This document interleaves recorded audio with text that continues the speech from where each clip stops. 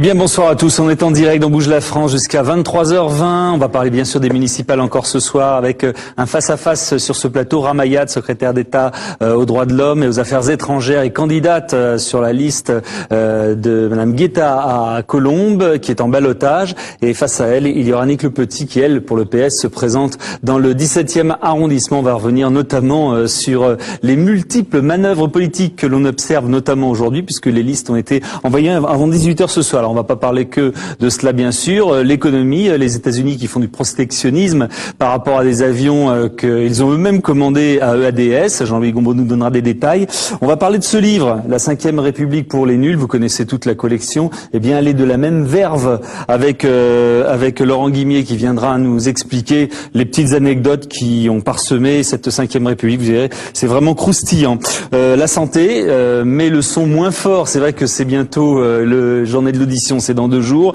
Et contrairement aux idées reçues, il n'y a pas que les personnes âgées qui entendent mal. Il y a 40% des moins de 55 ans qui ont des problèmes auditifs. Et notamment, ça commence chez les jeunes avec, vous savez, les problèmes d'écouter des concerts, de la musique forte, les MP3, etc. Donc on en parlera tout à l'heure. À propos des jeunes, eh bien, on reviendra aussi sur le baccalauréat. On parle de le supprimer. Il n'est plus en phase avec son époque. Enfin, on va poser la question. On verra bien. Dernier coup de fil, Manuel Echliman. Là, on reviendra sur les municipales. C'est le maire d'Asnières. Il est en ballottage avec un score confortable au premier tour. Sauf que tous ses adversaires, sans exception, se sont ligués contre lui pour le 2e tour. Il nous dira au téléphone, donc, si ça l'inquiète tout à l'heure. Voilà pour le programme de la soirée. Tout de suite, c'est le journal où l'on retrouve Delphine Girard. Bonne soirée.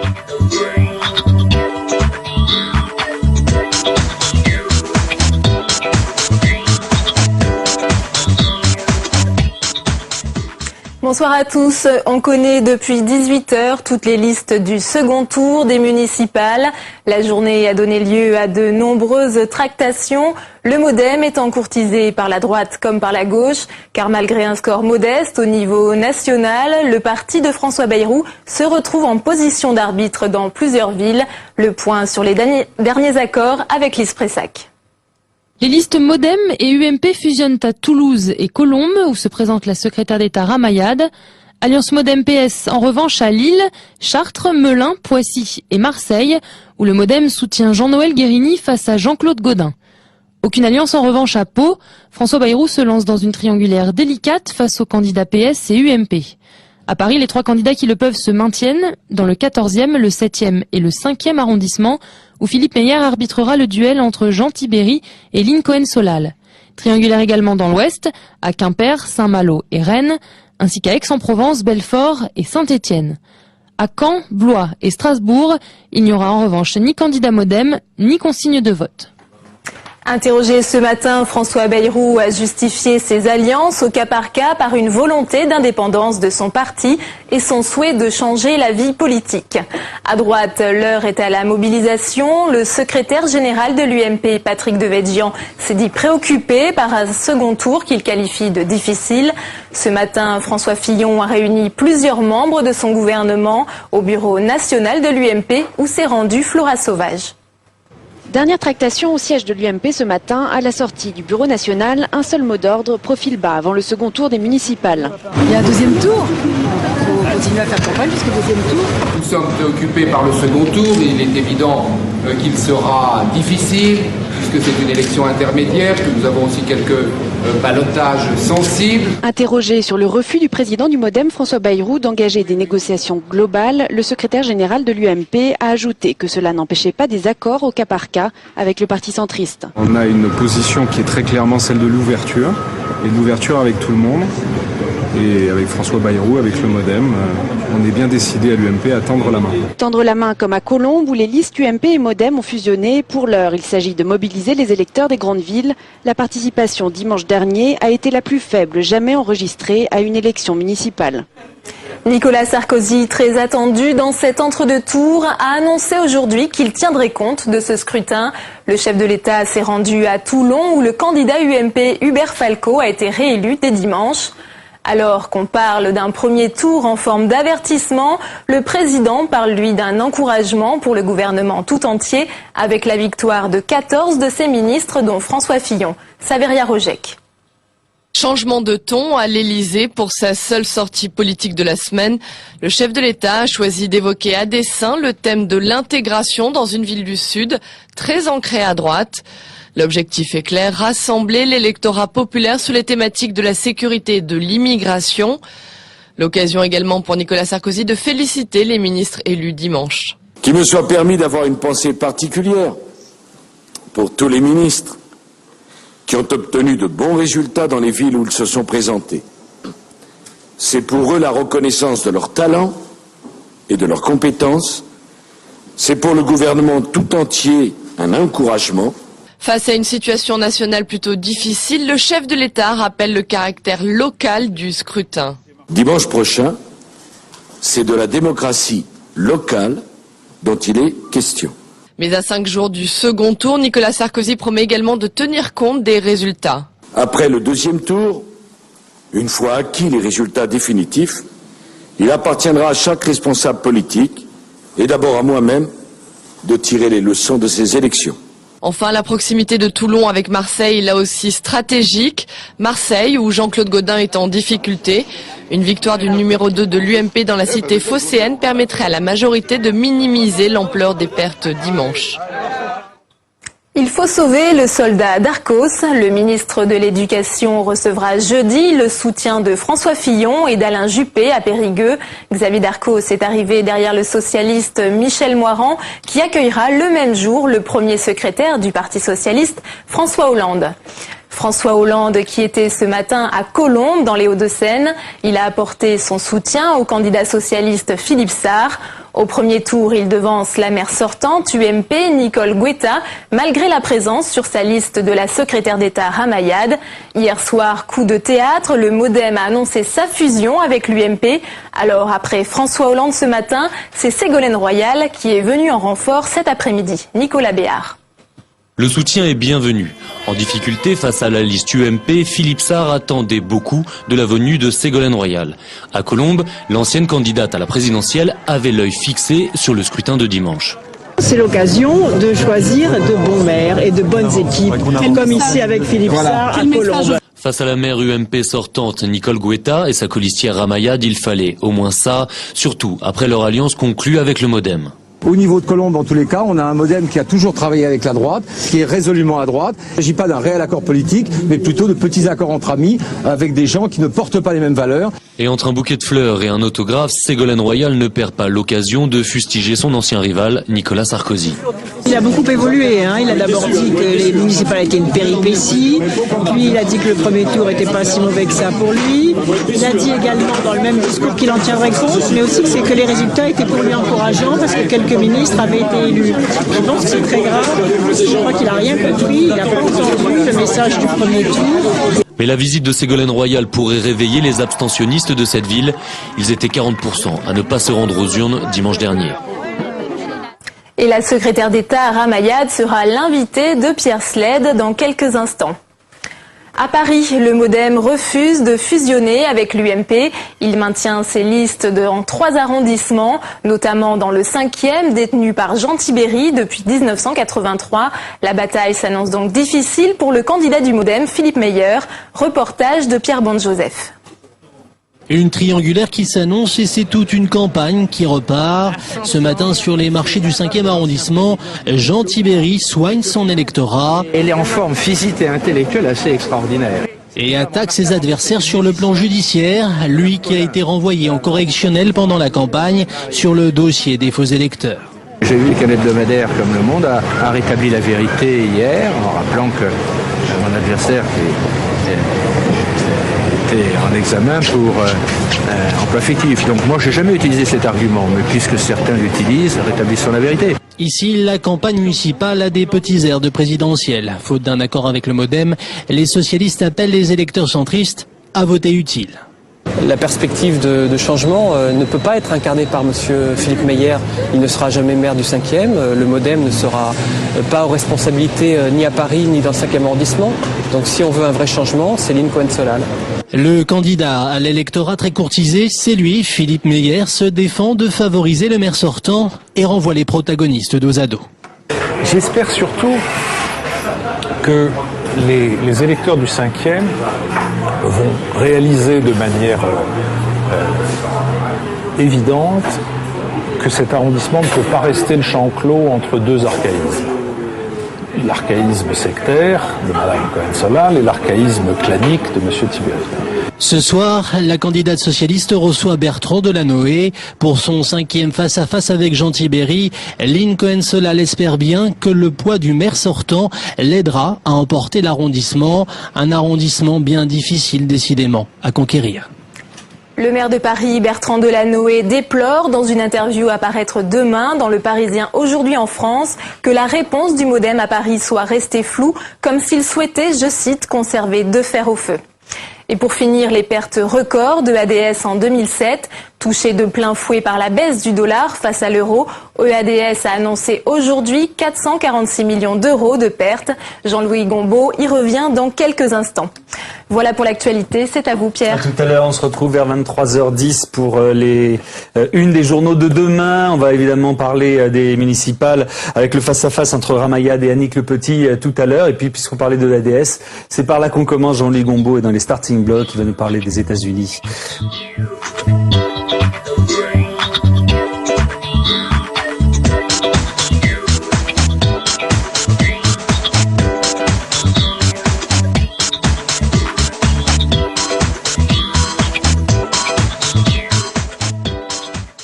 Bonsoir Jean-Louis. Bonsoir Pierre. RDS et ses paradoxes. C'est vrai que au même moment où l'avionneur annonce des records incroyables de commandes, eh bien il affiche son premier déficit. Alors c'est vrai qu'on est en train de défier les lois de la gravitation économique avec ce paradoxe. Apparemment, parce qu'en fin de compte, tout ça ne fait confirmer un vieux proverbe, le temps c'est de l'argent. Alors rappelons d'abord que EADS c'est 80% Airbus. Autrement dit, quand Airbus va mal, EADS va mal. Quand Airbus va bien, EADS va bien. Alors la question est, mais comment peut-on imaginer que Airbus puisse aller mal, puisque vous venez de le dire, il a engrangé des commandes absolument spectaculaires. L'année dernière, il y en a à peu près pour 1300 commandes. Et en même temps, 470 livraisons. Et ça continue. Le problème, c'est qu'il y a des retards sur la 380, des retards sur la 350, des retards sur l'A400M, qui est l'Airbus militaire, plus, qui vient juste d'être dit à l'instant, le fait que le dollar s'effondre, ce qui évidemment diminue les marges bénéficiaires d'Airbus. Et tous ces retards accumulés, ça a deux conséquences. Un, il faut payer des pénalités aux clients qui n'ont pas leurs avions. Et deux, on n'a pas les rentrées financières que l'on espérait grâce à ces mêmes commandes. Donc vraiment, les retards, c'est une spécialité des avionneurs. Hein, oui, exactement. On va le voir bientôt d'ailleurs pour Boeing. Oui. Mais en tout cas, pour ce qui est des résultats d'Airbus, c'est ça. Conclusion, Airbus cette année l'année dernière, 2007, aura perdu 880 millions d'euros, ce qui fait que comme les hélicoptères, le militaire et le spatial ne peuvent pas compenser, Airbus perd, EADS perd 450 millions ou à peu près 450 millions d'euros de l'année dernière. Alors parmi ces commandes, il y avait une fameuse commande de l'armée américaine, des avions français, et qui était quand même substantielle et qui crée en ce moment un émoi total aux États-Unis, et notamment évidemment chez Boeing, le concurrent, qui a demandé même une enquête sur cette commande. Alors effectivement, Boeing a demandé aujourd'hui même une enquête, le jour de la publication des résultats de ADS. Il s'agit d'une commande de 179 avions ravitailleurs, c'est-à-dire ces avions qui ravitaillent des avions militaires en vol, pour leur donner une autonomie de vol beaucoup plus longue. Une commande qui s'étale sur 15 ans, 35 milliards de dollars, avec 200 autres avions à suivre. Donc c'est quelque chose d'appropriément gigantesque. Et évidemment pour Boeing, avoir raté cette commande, c'est la première fois que le numéro 1 américain n'a pas les commandes du Pentagone. Et je rappelle qu'il y a 2 ans, Boeing les avait signé le contrat, mais ce contrat a été annulé pour corruption. Et Boeing a dû payer 550 millions de dollars d'ailleurs de dommages. Donc Boeing paye les dommages et il se remet en lice et effectivement il les perd. Et ça crée effectivement un émoi absolument considérable. Alors le problème, c'est qu'il faut bien décortiquer le contrat. En réalité, contrairement à ce qu'on raconte beaucoup ici en France, EADS n'a pas signé de contrat avec le Pentagone. C'est pas comme ça que ça s'est passé du tout. C'est beaucoup plus malin. C'est Northrop, un Américain, qui a signé le contrat avec Pentagone et qui a pris EADS comme sous-traitant. Donc il n'y a pas un rapport direct entre EADS et le Pentagone. C'est un montage extrêmement habile qui fragilise la position de Boeing parce que en réalité, la réalité c'est que le Pentagone est inattaquable, c'est ce que vous dites. Je pense, parce que c'est un Américain. qui gagne le contrat. Et en fin de compte, EADS s'est engouffré à l'intérieur et lui a récolté une partie. Et cet Américain a dit, attendez, moi avec ce contrat et avec EADS, je fais construire les avions aux États-Unis, je crée 48 000 emplois. Donc la position de Boeing est un peu compliquée. Bon, maintenant on verra si évidemment il n'y a pas eu de malversation, de corruption. On verra comment l'enquête va aboutir. D'autant que Boeing n'est pas seul à demander l'enquête. Le Congrès aussi l'a demandé même avant Boeing.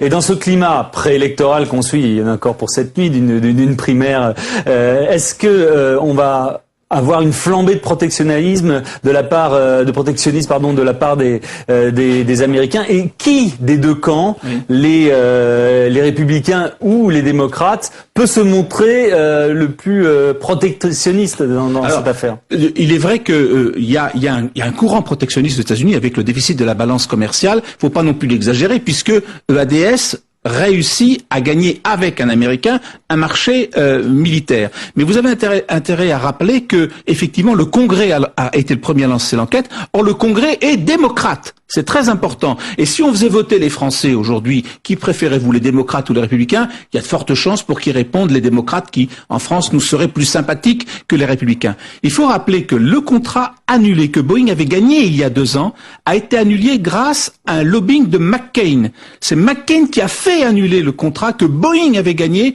en soulevant le problème de la corruption et qui, au final, se traduit par une commande en faveur de ADS. Les républicains sont beaucoup plus libre-échangistes de tradition que ne le sont les démocrates. Pourquoi? Parce que les républicains sont plus près de leurs sous, plus près des sous du budget, et disent, ben non, celui qui doit gagner, c'est celui qui est le moins cher et le plus compétitif. Et dans ce cas, c'était l'alliance Northrop EADS. Très bien, merci beaucoup Jean-Louis. On va parler maintenant de ce livre, La 5e République pour les nuls. Laurent Guimier va venir nous en parler.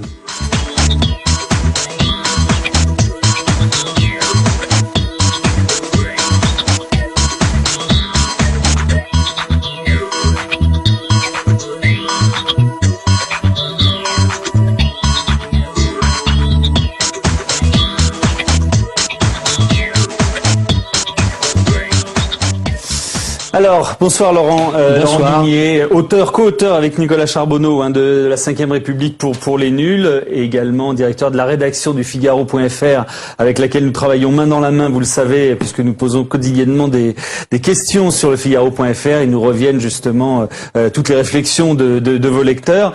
C'est vrai qu'on est habitué à cette collection pour les nuls. Est-ce qu'elle a les mêmes, vous avez eu les mêmes exigences, c'est-à-dire c'est quand même à la fois du fond, mais aussi c'est la petite histoire. Tout à fait. C'est un livre qu'on veut un livre de référence, c'est-à-dire une compilation très exigeante de toute l'histoire de la 5e République. Donc en cela, c'est un livre d'histoire, c'est-à-dire qu'on n'oublie rien, les dates sont les bonnes. Enfin bon, on essaye de ne rien oublier, mais c'est vrai que la forme permet, on va dire, de picorer dans le livre, d'ouvrir une page et de se dire, tiens oui, c'est vrai, un encadré marrant, une anecdote, et puis avec un fond, on va dire, un peu goulayant. Donc à la fois, on est dans l'exhaustivité, mais on est aussi dans quelque chose de sympa à lire. Enfin, alors, vous allez nous raconter, il y en a plein des anecdotes, mais je voudrais pas oublier de dire qu'il y a aussi un DVD fourni.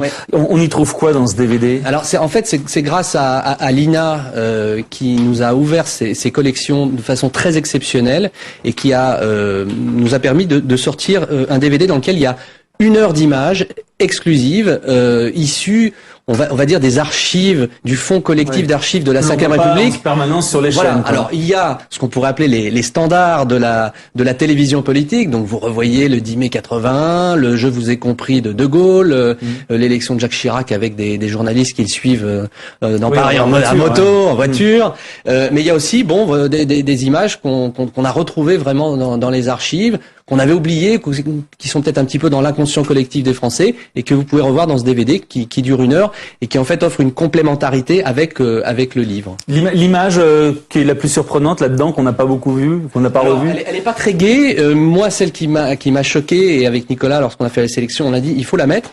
C'est la mort d'un homme dans un hémicycle. C'est Michel Crépeau, en mars 99, en pleine cohabitation. On est à la séance des questions au gouvernement, donc ça se passe dans l'autre hémicycle à l'Assemblée nationale. Il pose sa question. Il est très en verve. C'est quelqu'un de très truculent, grand défenseur de l'environnement, le maire de La Rochelle. Il pose sa question, il se rassoit. C'est Dominique Strauss-Kahn qui répond, d'ailleurs avec avec, on va dire, beaucoup d'empathie et de faconde. Et puis on voit ce pauvre Michel Crépeau qui s'effondre littéralement, terrassé par une crise cardiaque. Et on se souvient, et bon voilà, quand on voit les images, on se dit ah oui, c'est vrai, on l'a vu une fois. On voit quelques-uns de ses confrères qui sont en même temps cardiologues, médecins. Il y a Philippe Douste-Blazy, Alain Calmat qui se précipite pour essayer de lui faire un massage cardiaque. Mais le pauvre va mourir 8 jours plus tard sur son lit d'hôpital. Alors voilà, c'est un moment d'histoire, c'est un moment de télévision. Alors ça, c'est de l'image. C'est de l'image. Il y a le texte également. Alors, la Ve République, il y a eu les présidents, mais aussi des personnages qui sont pas forcément les mêmes. Qui vous mettriez sur le podium de la Ve République comme les personnages truculents, ceux qui ont fait l'histoire, qui ont imprimé l'histoire? Il y a quelqu'un aujourd'hui, pour le coup, qui est passé dans l'histoire et qui est pas forcément reconnu comme un grand homme de la Ve République, et on l'a mis sur la couverture, c'est Georges Marchais. Georges Marchais, alors quand on se souvient, on dit ouais, il fait rire, on se souvient de ces grandes envolées lyriques dans les émissions de télé, mais c'était pas que ça aussi, c'est l'inventeur du débat politique. C'est l'inventeur du débat politique. Alors c'est vrai que pour des générations entières, on le remerciera d'avoir donné ses lettres de noblesse au débat politique, mais c'est aussi quelqu'un qui a eu une importance incroyable dans l'histoire de la Ve République. On va dire qu'il a essayé de tenir la baraque du PC jusqu'au milieu des années 70 et puis ensuite à gérer la crise. C'est quelqu'un qui était beaucoup moins radical et entre guillemets primaire dans le débat qu'on ne l'a dit. C'était quelqu'un qui a essayé au sein de son parti de ménager la chèvre et le chou, de parler à la fois avec Moscou et les rénovateurs, et puis bon voilà, qui n'a pu faire que d'organiser le déclin. Marché, Chaban, là aussi, il est passé dans l'histoire. Chaban, lorsqu'il devient Premier ministre en 1969, c'est la nouvelle société, un discours entre Kennedy et De Gaulle. Et c'est d'ailleurs le début des problèmes, parce que quand un Premier ministre en France a beaucoup d'aura, de charisme, et que limite il est plus populaire que le président, ça se finit toujours très mal. Bon, vous voyez comme quoi l'histoire est souvent un éternel recommencement. Je fais pas de digression, mais ça a été le début de la fin. C'était son premier discours, son discours d'investiture, et puis finalement ça s'est mal fini avec Pompidou, parce que Pompidou l'a purement et simplement congédié. Et puis on peut mettre alors François Mitterrand aussi. Vous racontez l'anecdote, j'ai lu du premier Conseil des ministres de la cohabitation. C'est terrible ce qui se passe. C'est terrible. C'est la première fois que la droite et la gauche vont gouverner ensemble. Ça se passe fin mars 1986. Et là, ce sont les ministres de l'époque. Il y a Philippe Séguin qui raconte d'une façon terrible, incroyable, la façon dont s'est déroulé ce premier Conseil des ministres, parce que c'est là que les deux camps vont se jauger, se renifler pour donner un peu le là de cette cohabitation. Et c'est terrible, c'est glacial. Et en fait, on peut se dire que c'est ce jour-là, c'est dès le premier jour que Mitterrand a mis les distances, s'est imposé et finalement a préparé sa réélection triomphale 2 ans plus tard. Et Séguin dit les intrus c'était nous. Exactement. Parce que Mitterrand a cette phrase extraordinaire. En sortant du Conseil des ministres, vous la notez, il dit à ses conseillers, ce fut atroce, une moitié du gouvernement me déteste, l'autre me hait. Et c'était ça, parce qu'aujourd'hui, les deux camps en question le reconnaissent. C'était un moment de tension incroyable. On savait pas comment ça allait se terminer d'ailleurs, parce que la cohabitation, aujourd'hui, bon, on en a vécu 3, ça se passe plutôt bien. On est entraîné là maintenant. Voilà, on est entraîné, et puis finalement, ça a participé de la pacification du débat. Mais à l'époque, on savait pas du tout comment ça allait tourner. Mitterrand était très remonté. Chirac arrivait avec une majorité sur un programme ultra-libéral, dans la foulée de Ronald Reagan et de Margaret Thatcher, et on ne savait absolument pas comment ça allait se terminer. Ça a été une glaciation pendant 2 ans, et finalement beaucoup d'anecdotes aussi. Oui, beaucoup d'anecdotes. Alors, dans la période Mitterrand également, il y a le record du ministre le plus éphémère, Léon Schwarzenberg, qui a le malheur sur une antenne d'une radio périphérique juste après sa nomination d'annoncer une batterie de mesures. Il y avait la libéralisation de la drogue, de la drogue pour les personnes malades, le dépistage du HIV sur toutes les femmes enceintes, enfin des choses qui sont, on va dire, qui font débat, enfin qui normalement devraient être un petit peu préparés, mais Schwarzenberg, et ça c'est le grand drame de ce que l'on appelle l'intégration de la société civile en politique, c'est que ce sont souvent des personnes, alors ça aussi maintenant on est un peu rodé, ça s'est un peu pacifié, on le voit avec le gouvernement actuel, mais à l'époque il y a toute une flopée d'hommes et de femmes politiques qui arrivent au gouvernement, c'est le gouvernement Rocard, il y a Bernard Kouchner, alors qui s'est rapidement assagi, entre guillemets, mais Schwarzenberg lui, il est brut de décoffrage, il arrive et il dit bon voilà les mesures que je vais prendre. Sauf que il a pas prévenu Matignon, il a pas prévenu les médecins, et là pour le coup il reçoit un coup de fil de Matignon juste après, et il est démissionné dans les heures qui suivent. Et il a ce mot terrible, mais en fait qui est vrai, c'est qu'il dit j'ai été congédié par l'homme du parler vrai, Michel Rocard, qui a fait sa carrière sur le parler vrai. Alors d'autres questions que vous soulevez pour expliquer un petit peu comment est fait ce livre. Pourquoi on pense que la première fête de la musique date de 81 alors que c'est faux? Alors déjà c'est vrai, moi je m'en rappelle plus. Bah oui, parce que c'est normal. La fête de la musique, c'est l'esprit de 81, Jack Lang, la fête, la Bastille, etc. Sauf que non, c'est le 21 juin 1982. C'est un an plus tard parce qu'en juin 81, Jack Lang il a d'autres choses à faire. Ils avaient d'autres choses à faire.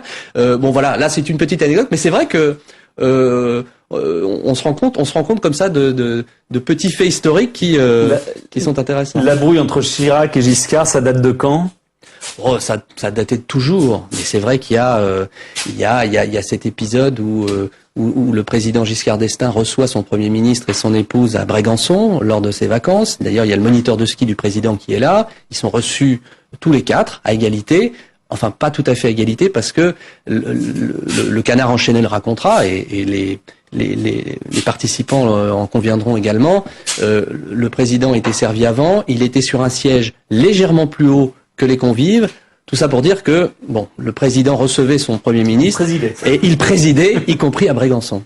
Alors également les jupettes. Est-ce que vous en souvenez? Qu'est-ce qu'elles sont devenues? C'est la question que vous posez. Oui, alors les jupettes, ce sont les femmes qui ont été nommées au gouvernement par Alain Juppé en 95. Dans l'actualité en ce moment. Elles ont duré un été. Ça a eu un effet ravageur sur la popularité d'Alain Juppé. Et puis, là aussi, au fond, c'était il y a 13 ans. Je pense qu'aujourd'hui, ça serait plus possible que de nommer 12 femmes au gouvernement, de n'en garder que 3, et finalement, à la faveur d'un remaniement, de virer toutes les femmes. Aujourd'hui, on est à la parité, heureusement, les choses sont bien établies. Alors, c'est vrai que, bon, il y en a 12, je ne vais pas toutes vous les citer, mais c'est vrai que ça nous permet de parler de Christine Chauvet, voilà. Alors bon, il y en a qui sont restés quand même. Corinne Lepage existe toujours dans le paysage politique, mais bon, il y en a plein qui ont aujourd'hui disparu. Elisabeth Hubert, bon, on en parle moins. Un petit peu moins en ce moment. Juste pour terminer, puisqu'on est dans une période d'élection, quelle élection la plus entre guillemets remarquable, celle qui a fait le plus parler d'elle dans sa façon de se dérouler?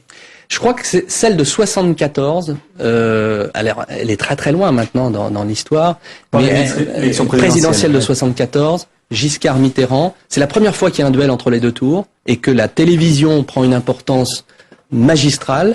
À la fin, il y a un suspense incroyable puisqu'il y a que 300 000 voix qui séparent Giscard de Mitterrand. Et c'est un vrai choix de société, un choix de rupture. Un président jeune qui a 48 ans, qui va faire beaucoup de réformes et puis qui va se fracasser sur le front de la réalité. Là aussi, l'histoire évolue, mais pas toujours. Très bien, alors je rappelle, la 5e République pour les nuls, voilà, c'est ici, vous la voyez mieux, avec le DVD qui va avec, qui nous a donné envie de le regarder. Parce que alors regardez-le, il y a 1 heure d'image. C'est très bien, et justement ça permet de se divertir tout en apprenant l'histoire de France, et notamment de la 5e République. On va parler d'ailleurs du baccalauréat tout à l'heure dans cette émission, il est remis en cause actuellement, on va voir dans quelle proportion, mais tout de suite la santé, qui d'ailleurs va revenir également sur les livres. C'est bientôt la journée de l'audition, on va voir comment on peut mettre le son moins fort pour que ça aille mieux dans nos oreilles. Merci.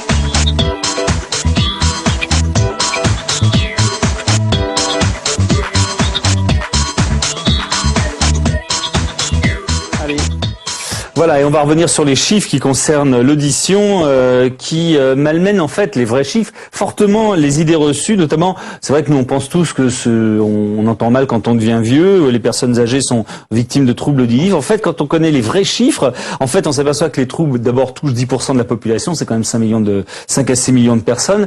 40% des malentendants ont moins de 55 ans, donc c'est pas vieux, ça fait plus de 2 millions de personnes. Et en ce qui concerne les jeunes, eh bien, la moitié des jeunes de 15 à 30 ans qui fréquentent régulièrement les salles de spectacle, de concerts, les discothèques, etc., sont atteints de ces troubles. Alors la journée nationale de l'audition, elle tombe à pic, justement, pour sensibiliser les Français sur l'origine de ces problèmes auditifs. On va en parler avec mes deux invités, peut-être en deux temps, justement, vous expliquer pourquoi. Philippe Metzger, vous êtes audioprothésiste, bonsoir. Et Patrick Frémaux, alors vous éditez des livres audio. Ce sont tous ces livres qui reprennent les grands classiques de la littérature française et autres, et qui sont lus. Vous allez nous dire dans quelles conditions et justement à quoi ça peut servir, hormis le fait d'apprendre des choses comme on vient d'en parler avec la Ve République pour les nuls. Est-ce que en fait, quel que soit l'âge où l'on souffre de ces problèmes d'audition, est-ce que de toute façon ça vient de l'enfance, ça vient de la jeunesse?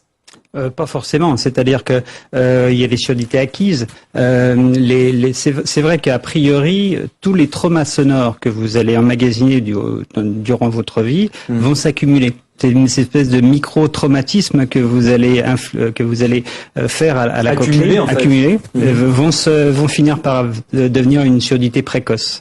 Donc on peut dire, c'est vrai que quelqu'un qui aura subi des agressions sonores type baladeur, écouter trop fort, MP3, mais discothèque, concert aussi.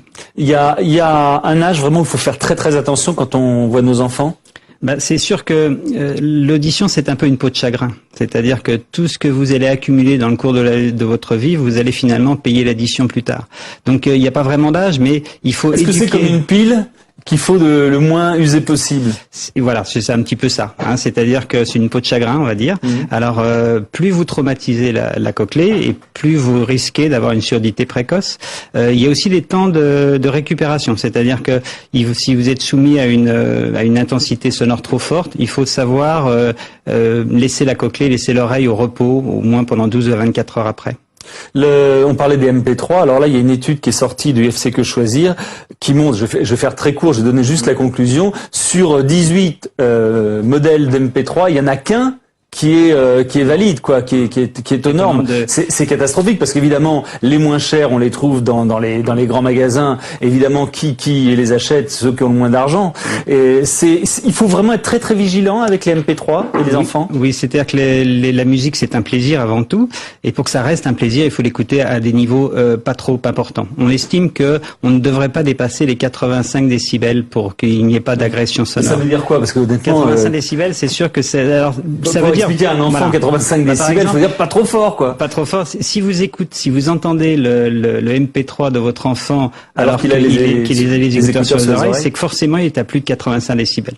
Donc ça, c'est déjà quelque chose que vous pouvez... Et au maximum, combien de temps par jour on peut tolérer ça? Alors, normalement, on estime qu'il ne faudrait pas utiliser plus de 2 heures par jour un lecteur MP3 à 85 décibels. Est-ce qu'il faut contrôler ces facultés auditives? Il y a qu'une personne sur deux, qu'un Français sur deux qui le fait. Oui. Et c'est vrai que ça va pas de soi, quoi. On se dit pas, tiens, il faut aller contrôler ses oreilles. Non, parce que c'est purement relatif l'audition. C'est-à-dire qu'on s'aperçoit pas soi-même qu'on est touché par une baisse d'acuité auditive. Contrôler son acuité auditive, bien sûr, il faut le faire. Ça peut être préventif, c'est-à-dire que si jamais on détecte une baisse d'acuité auditive, on va dire à la personne, attention, vous avez sûrement une cochlée fragile, vous avez sûrement tendance à avoir une perte d'acuité auditive plus vite que les autres. Faut le faire tous les combien? Je dirais qu'une fois tous les 2 ans, ça suffit largement. Et ça se fait où? Alors ça se fait d'abord chez les ORL, chez les médecins otorhinolaryngologistes, et puis ça peut se faire dans le cadre des journées nationales du dépistage qu'on fait actuellement, les journées nationales de l'audition. Ça peut se faire chez pratiquement tous les audioprothésistes. Est-ce que l'oreille, ça se rééduque? Alors, la perception auditive, quand elle est touchée, ne se régénère pas, ça c'est sûr. L'éducation auditive, c'est plutôt l'éducation corticale, c'est-à-dire c'est l'oreille d'un musicien, par exemple, est capable d'analyser beaucoup plus de choses que l'oreille d'un kidam. Avoir une bonne oreille. Avoir une bonne oreille. Mais par contre, la capacité auditive, elle ne se rééduque pas. C'est-à-dire, on est avec une capacité auditive totale, et malheureusement, avec le temps qui passe, on en perd. Qu'est-ce que vous conseillez justement à ceux qui commencent à perdre un petit peu de la sensibilité auditive? C'est tout de suite prendre des aides, des appareils, il y en a de plus en plus. D'abord, la première chose à faire, c'est d'aller chez le médecin. Protéger ses oreilles, porter des protections auditives. Il n'y a pas encore assez de jeunes qui, en discothèque ou en concert, portent des protections auditives. Ah oui, il existe aujourd'hui des choses comme ça. Une boule caisse ou même ce qu'on appelle des bouchons pour musiciens qui filtrent, qui atténuent l'intensité sonore de 9, 25 ou 15 décibels, ce qui va protéger nettement l'oreille. On va pouvoir profiter de la musique tout en étant protégé. À la limite, on devrait en vendre dans les boîtes de nuit pour la destination des jeunes. C'est vrai. Mais peu de jeunes encore sont sensibilisés à ce problème. Pour revenir sur les appareils, est-ce qu'ils sont bons? Est-ce qu'il faut pas hésiter à en mettre? À partir du moment où il y a une perte d'audition établie, on va conseiller aux gens de porter le plus rapidement possible une aide auditive, de manière à ce que tout ce qui est après la cochlée, tout ce qui est après l'oreille, continue à fonctionner. C'est-à-dire c'est-à-dire que le grand problème qu'on a, c'est que quelqu'un qui ne se fait pas appareiller ou qui se fait appareiller trop tard, il finit par avoir des zones corticales associées à l'audition qui s'atrophient. Très bien. Bien, alors on rappelle que la journée de l'audition c'est dans 2 jours et que justement il y aura tout un système qui permettra d'avoir toutes ces informations et notamment une ligne Azur qui permettra justement d'avoir tout ça. J'en viens à ces livres audio. Il paraît que ça se développe, c'est incroyable. Quelle en est la raison? Alors, ça se développe pour tous ceux, évidemment, qui n'ont pas abusé de leur capital santé auditive dont nous venons de parler. Oui, parce que ça, vous n'êtes d'aucune aide pour ça. Exactement. Donc, c'est pas seulement le livre audio qui se développe, c'est l'ensemble du disque parlé. À savoir, en effet, les livres audio, donc la possibilité d'entendre, par exemple, La gloire de mon père racontée par Marcel Pagnol lui-même, ou L'étranger de Camus lu par Camus lui-même, mais aussi les grands discours d'hommes politiques, les présidents de la République, les cours des philosophes, Comte Sponville, Onfray, Luc Ferry, Philippe Solers. Donc, cette aptitude de finalement recourir à l'oralité, qui, depuis des milliers d'années existe, la Bible qui était racontée, les contes de la grand-mère, le cours magistral du professeur, et donc qui permet à l'oralité d'offrir à un texte, à un contenu culturel, finalement, son incarnation humaine qui la rend plus accessible. Ces livres, alors parce que vous avez parlé de livres audio et puis de livres lus, parlés. Le livre audio est un segment du disque parlé. Le livre audio consiste à prendre un livre qui a quand même été écrit pour l'oralité et à le faire interpréter. Donc, par exemple, nous avons fait lire Le voyage au bout de la nuit de Céline en 16 CD par Denis Podalides de la Comédie Française, ou par exemple Notre-Dame de Paris par André Dussolier.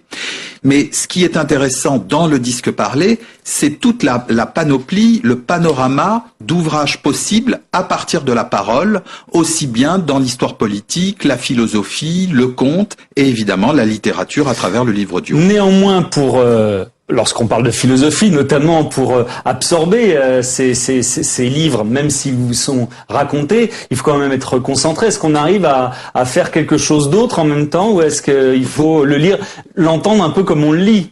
Vous posez la très bonne question. Est-ce que c'est plus facile d'entendre un livre audio que de lire un livre écrit ? Je dirais que le niveau de concentration est le même. Mais il se trouve par exemple qu'en philosophie, ce ne sont pas des livres qui sont lus, mais bien des cours improvisés des philosophes qui vont au rythme de l'oralité et qui vont au rythme de la compréhension de leur auditoire.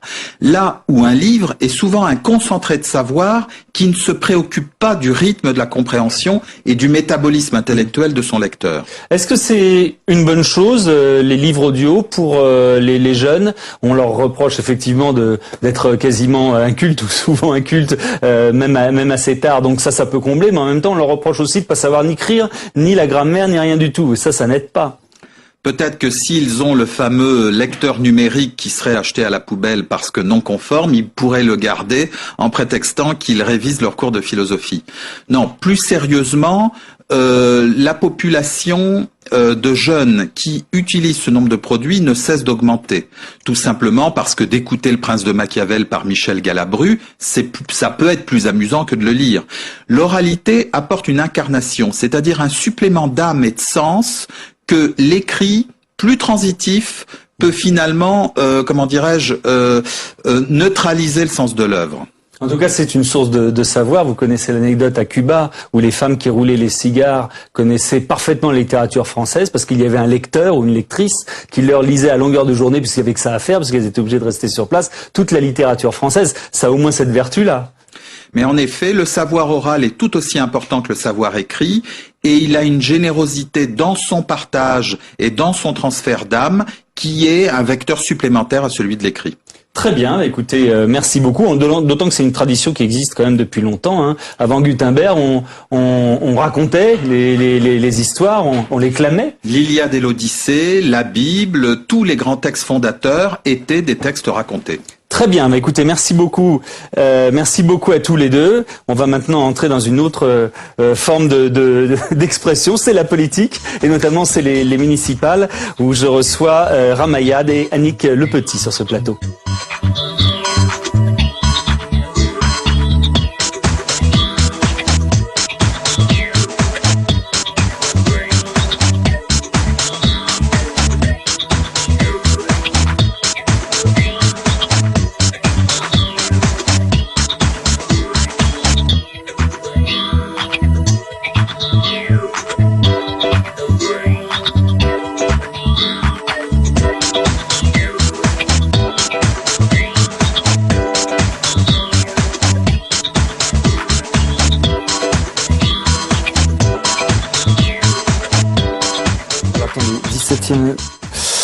Voilà, on va recevoir donc sur ce plateau Ramayad. Bonsoir, secrétaire d'État chargé des Affaires étrangères et des droits de l'homme et candidate à Colombes. Vous êtes en troisième position sur la liste.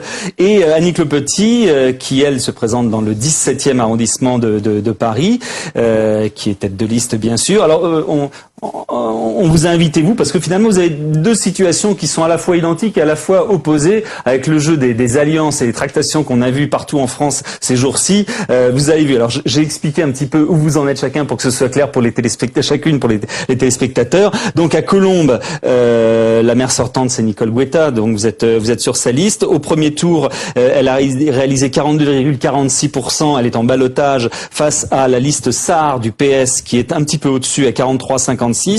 Il y a la liste du MoDem Trupin qui est à 8,60 et qui s'est allié, enfin qui a fusionné avec vous. Et puis donc voilà pour la situation. Et dans le 17e arrondissement, pour Annick Lepetit, Françoise de Panafieux est en tête avec 44,03. Elle est en ballottage. Il faut préciser que c'est son arrondissement, le 17e.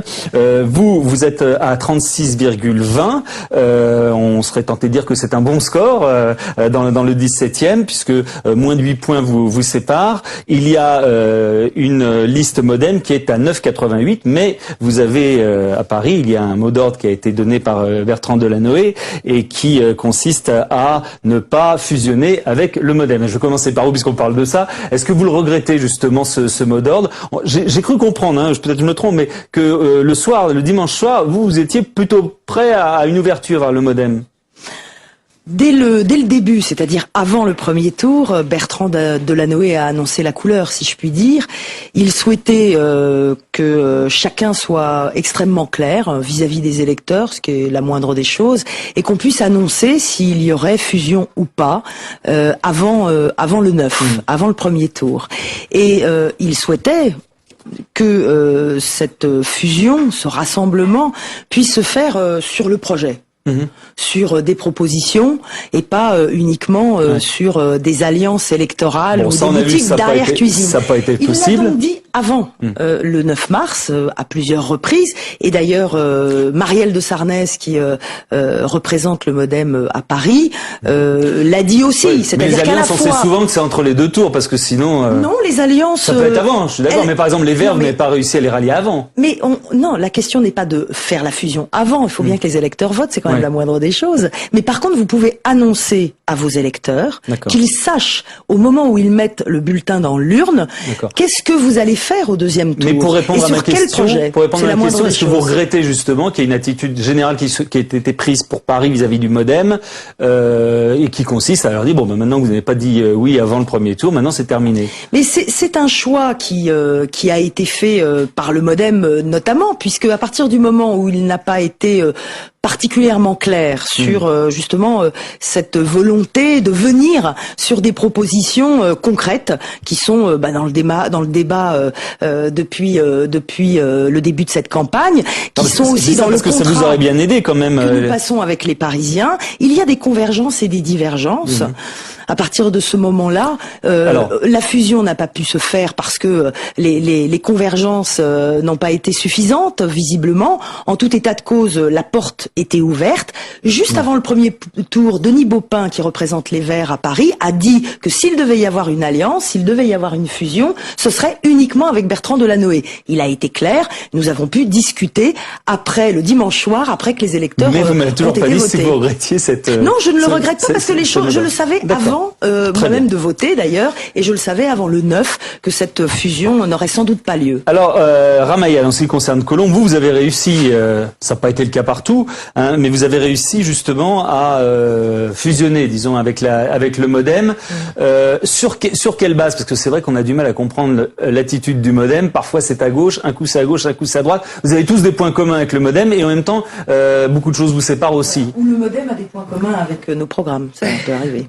Oui, bon, effectivement, on laissera au MoDem le soin de répondre sur leur stratégie au plan national.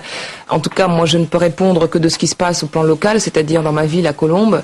La fusion a effectivement eu lieu hier après-midi, c'est-à-dire quelques heures après le résultat du premier tour. On a tenu à aller vite pour faire les choses correctement vis-à-vis des électeurs. Et si cela s'est fait dans ces conditions-là, c'est d'abord parce que le MoDem à Colombes, on le connaît. Il y a des personnes qui dirigent le MoDem, qui ont été d'anciens maires adjoints de Nicole Guetta. C'est un MoDem plutôt centre. Nouveau centre. Écoutez, c'est un MoDem, non, parce qu'il y a des gens qui viennent du Parti Socialiste. Par exemple, parmi les membres du MoDem aujourd'hui, il y a le président de Désir d'Avenir qui a donc fait la campagne de Ségolène Royal pendant les présidentielles sur Colombes. Donc, ce n'est pas une personnalité anodine. Et à travers le MoDem, c'est aussi cette frange de la gauche qui nous rejoint. Mais ce que je veux dire par là, c'est que on connaissait les gens du MoDem parce que certains membres étaient maires adjoints ou conseillers municipaux de l'équipe de Nicole Guetta. Et deuxièmement, ils ont dit très clairement que notre programme leur convenait. Donc ils y adhèrent complètement. Et pour preuve, c'est que Nicole Guetta et sa liste n'ont renoncé à aucun point de leur programme pour le MoDem. Par exemple, sur tout ce qui relève de l'urbanisme, de la démocratie locale, par exemple, ou de la mixité sociale, c'était des éléments qui faisaient partie du programme du MoDem, qui étaient dans le nôtre. Et donc là-dessus, la fusion s'est faite de manière très souple, très naturelle.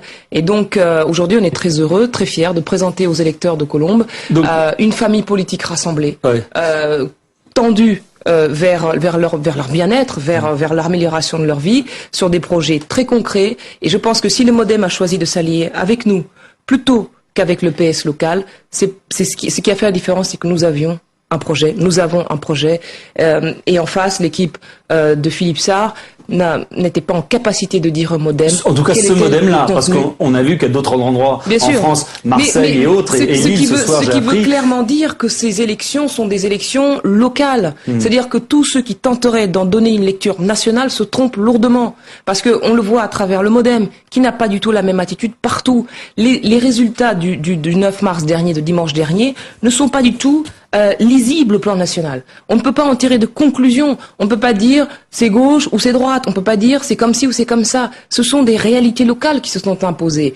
Et si le MoDem a choisi de s'allier avec Nicole Guetta, c'est parce que Nicole Guetta avait un bilan qui était bon. Ils le reconnaissent, ils ne l'ont jamais attaqué, même pendant la campagne du premier tour. Comme dirait François Bayrou, c'était un bon maire. C'est un bon maire et elle porte un projet novateur pour les Colombiens et je crois que cela peut justifier ce rapprochement. Alors vous avez parlé justement de l'aspect, parce que c'est aussi le débat du premier, même probablement du deuxième, l'aspect local ou national. On sait que le PS a voulu politiser le débat. Est-ce que vous ressentez ça justement? Parce que les sondages nous montrent qu'effectivement, globalement, les Français votent pour un maire, pour des préoccupations locales en priorité, et ceux qui votent pour des préoccupations nationales, finalement, sont un nombre assez restreint. Est-ce que vous êtes sur le bon mot d'ordre compte tenu de ce qu'on voit? Mais d'abord, je ne sais pas de quel mot d'ordre vous parlez, parce écoutez, que c'est pas moi. Non, mais je vais répondre puisque les ténors du PS, ils sont. Je vais répondre. On parle de sanctions, d'avertissements au gouvernement. Je vais répondre, mais ils parlent aussi beaucoup, d'ailleurs. Beaucoup d'entre eux sont tête de liste. Il y en a même un certain nombre qui sont déjà maires, puisqu'ils ont été élus au premier tour dès dimanche. C'est une élection locale, c'est une élection municipale, bien évidemment, et nos concitoyens le savent. Quand ils votent pour une équipe, ils votent pour un maire, ils votent pour gérer leur commune dans les 6 prochaines années, et c'est ça qui compte. Mais il n'empêche que le climat national, aujourd'hui, hier, et ce sera vrai pour demain, compte toujours au moment du vote. On l'a dit d'ailleurs pour chaque élection, quel que soit d'ailleurs le gouvernement. À partir du moment où il y a un climat national qui est moins favorable qu'il ne pouvait l'être il y a 6 mois au gouvernement en place et au président de la République, il peut y avoir chez son propre électorat notamment, une défection par exemple. C'est le cas, on le voit, concernant l'abstention. Il y a davantage, même si l'abstention est toujours un peu plus forte. L'abstention à Paris, on dit bon, Paris était en vacances, et on avait hier les représentants de CSA qui étaient présents sur ce plateau et qui nous disaient que d'après les sondages qu'ils ont faits, que c'est plutôt les électeurs de Nicolas Sarkozy du premier tour en plus qui ne sont pas allés, pas rentrer de vacances, on ne peut pas aller voter. Voilà. C'est bien ce que je suis en train de vous dire. Donc on ne peut pas, bien sûr, on vote d'abord un maire pour des projets locaux, dès lors qu'ils ont des projets. C'est le cas de Bertrand Delanoë. Il a proposé un nouveau contrat démocratique avec les Parisiens. Il a été extrêmement clair dans ses propositions. C'était moins le cas de Françoise de Panafieux, qui n'a pas rendu cette campagne particulièrement dynamique et qui a été peut-être un peu confuse dans les propositions qu'elle a faites. Donc il y a d'abord sanction ou plébiscite à la fois d'un bilan, mais aussi bien sûr d'un projet. Et puis, sans doute, encore une fois, les électeurs qui ont voté Nicolas Sarkozy au présidentiel n'avaient peut-être pas envie de se déplacer, compte tenu à Paris de la candidate UMP, et sans doute peut-être parce qu'ils sont déçus de la politique qui est appliquée par le gouvernement et par le président de la République qui a tenu des promesses. On ne peut pas complètement délier les deux. Je voudrais juste émettre 2 petites réserves très respectueusement. D'abord sur Françoise de Panafieux. Je ne pense pas qu'on puisse dire que Françoise de Panafieux n'a pas été à la hauteur ou quelque chose de ce genre. C'est une femme, ce sont les électeurs. C'est une femme admirable qui a été. Ça n'a rien à voir. Attendez, parce que c'est quand même des qualités humaines qui comptent. Oui, bien sûr. C'est une femme admirable qui a été désignée par les militants de l'UMP pour être investie comme candidate pour Paris. Elle a fait un travail formidable. Elle a fait des propositions qui pour moi me semblaient claires, que ce soit en matière de logement, que ce soit en matière de circulation. Alors je ne vais pas rentrer dans les détails, parce que évidemment, moi je suis sur Colombes et pas sur Paris, mais en tout cas, moi j'ai trouvé son projet d'une extrême clarté, et c'est ce qui explique d'ailleurs que je viendrai la soutenir entre les 2 tours lors du meeting public qu'elle va tenir dans quelques jours. Et donc parce que je suis fière. Dans le 17e alors. Parce que je suis. J'imagine qu'elle doit faire campagne plus que dans le 17e maintenant. C'est évident. Je viendrai le faire avec plaisir, avec fierté, et elle saura trouver tous ses soutiens à ses côtés à ce moment-là pour créer une dynamique. Mais ce que je voudrais ajouter par rapport à Nicolas Sarkozy, au gouvernement, pendant cette campagne de premier tour à Colombes, moi je suis membre du gouvernement, donc je suis allée à la rencontre des électeurs, et croyez-moi que j'ai mouillé ma chemise. Je suis allée dans les rues, dans les porte-à-porte, j'ai fait des réunions publiques, j'ai voulu aller à la rencontre des Colombiens pour connaître leurs aspirations, pour leur faire des propositions, et ça a été un dialogue très fructueux. Et je peux vous dire qu'il a été très rare pour moi de rencontrer des Colombiens qui m'ont dit « Oh ben Nicolas Sarkozy, sa politique, etc. » Moi j'ai vu des gens qui se prononçaient sur des réalités locales. Il a été très rare de voir des Colombiens me parler de Nicolas Sarkozy, parce que c'est pas Nicolas Sarkozy qui gère Colombe. Comment vous expliquez quand même la vague, même si c'est pas un déferlement, la tendance, la poussée de la gauche que l'on a observée, si ce n'est pas un mouvement de défiance, on va dire, à l'égard du gouvernement ou de Nicolas Sarkozy. Quand je pense à peine 24 heures avant les résultats du premier tour, aux écrits, aux papiers, aux commentaires qui étaient faits par certains sur la vague rose, sur la Bérésina annoncée de la droite, on n'en est pas du tout là. On n'en est pas du tout là. D'abord pas avant le deuxième tour, et ensuite, contrairement à ce que les sondages indiquaient, il n'y a pas eu de vague rose, il n'y a pas eu de poussée spectaculaire. Le niveau de participation de temps en temps, ne traduit pas, parce que le niveau de participation ne traduit pas une mobilisation contre le pouvoir. Je suis désolée, c'est pas le cas. Donc maintenant, je crois qu'il faut laisser les électeurs choisir. Une mobilisation contre le pouvoir. Ah, mais c'est un climat national qui est défavorable aujourd'hui à Nicolas Sarkozy. Oui, moi j'ai entendu plusieurs fois les leaders du Parti socialiste parler de mobilisation contre Nicolas Sarkozy.